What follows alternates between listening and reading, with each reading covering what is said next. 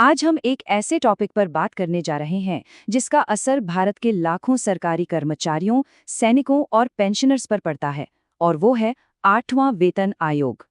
केंद्र सरकार के कर्मचारियों की सैलरी में जल्द ही एक बड़ा बदलाव आ सकता है। तो सवाल ये उठता है कि ये बदलाव होगा कैसा और इसका हम सब पर क्या असर पड़ेगा। चलिए इसी को समझते हैं। तो सबसे पहले चलिए एकदम बेसिक से शुरू करते हैं। आखिर ये वेतन आयोग है क्या चीज और ये इतना जरूरी क्यों है? तो देखिए, ये जो 8वां केंद्रीय वेतन आयोग या 8th सीपीसी है, ये सरकार की बनाई हुई एक कमेटी होगी। इसका सीधा सा काम है सैलरी, भत्ते और पेंशन का जो पूरा स्ट्रक्चर है उसे देखना और उसमें क्या बदलाव होने चाहिए इसकी सिफारिश करना। और पता है, इसका असर कुछ हजार लोगों पर नहीं बल्कि करोड़ों लोगों की जिंदगी पर पड़ता है। इसमें सिर्फ ऑफिस में काम करने वाले ही नहीं, बल्कि हमारे सशस्त्र बल, रेलवे कर्मचारी और वो सब लोग जो पेंशन पर हैं, वो भी शामिल हैं। मतलब देश की एक बहुत बड़ी आबादी की नजरें इसी पर टिकी होती हैं। तो अब आता है वो सवाल जो सबके मन में है, ये सब होगा कब? इन बदलावों के लिए आखिर कितना इंतजार करना होगा? देखिए, अगर हम पुराना पैटर्न देखें तो वेतन आयोग हर 10 साल में आता है। पिछला वाला यानी 7वां वेतन आयोग 2016 में लागू हुआ था। तो अगर यही ट्रेंड चलता रहा तो हम 8वें वेतन आयोग को 2026 के आसपास लागू होते हुए देख सकते हैं। हाँ, एक बात ध्यान में रखनी होगी कि सरकार ने अभी तक इसका कोई ऑफिशियल अनाउंसमेंट नहीं किया है, पर आमतौर पर बातें लागू होने से 1-2 साल पहले शुरू हो ही जाती हैं। चलिए अब आते हैं मुद्दे की बात पर। पैसा, सैलरी में कितनी बढ़ोतरी हो सकती है? आइए देखते हैं कि एक्सपर्ट्स का इस पर क्या कहना है।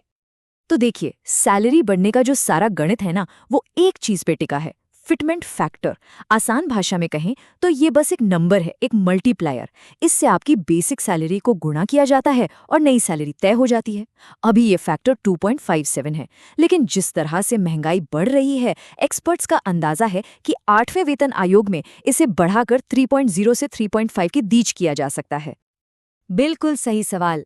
ये फिटमेंट फैक्टर सुनने में थोड़ा टेक्निकल लगता है ना, पर इसका सीधा असर आपकी जेब पर, आपकी महीने की सैलरी पर पड़ता है। चलिए इसे एक छोटे से एग्जाम्पल से समझते हैं। तो इससे साफ पता चलता है कि अंतर कितना बड़ा हो सकता है।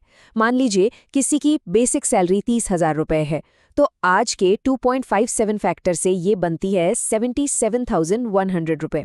अब सोचिए, अगर फैक्टर बढ़कर 3.0 हो गया तो यही सैलरी सीधे 90,000 हो जाएगी, और अगर ये 3.5 तक चला गया तो सैलरी 1,05,000 रुपये तक पहुंच सकती है। मतलब एक बड़ा जंप।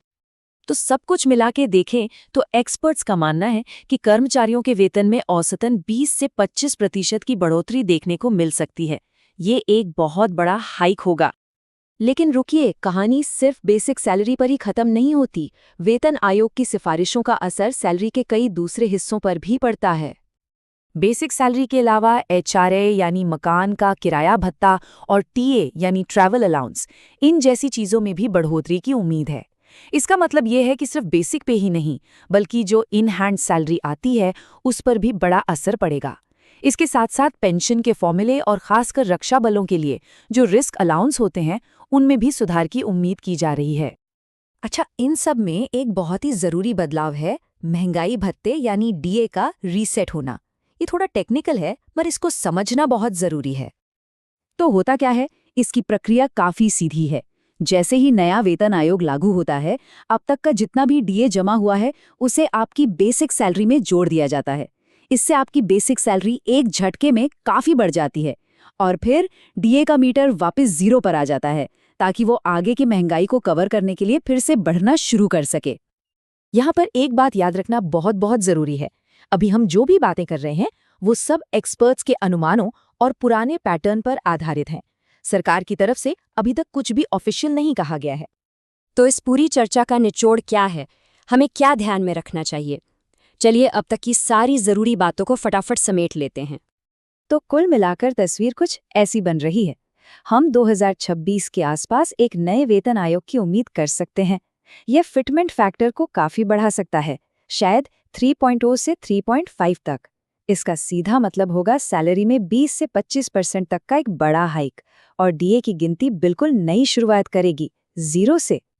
और आखिर में एक बड़ा सवाल, सोचिए जरा, जब करोड़ों लोगों की खरीदने की ताकत एक साथ बढ़ेगी तो इसका असर सिर्फ उनकी जेब पर नहीं पड़ेगा। इसका सीधा असर पूरे देश की अर्थव्यवस्था पर, बाजार की डिमांड पर और शायद महंगाई पर भी देखने को मिलेगा। तो सोचने वाली बात यह है कि वेतन में ये इतनी बड़ी बढ़ोतरी भारत के आर्थिक भविष्य को किस दिशा में लेकर जाएगी।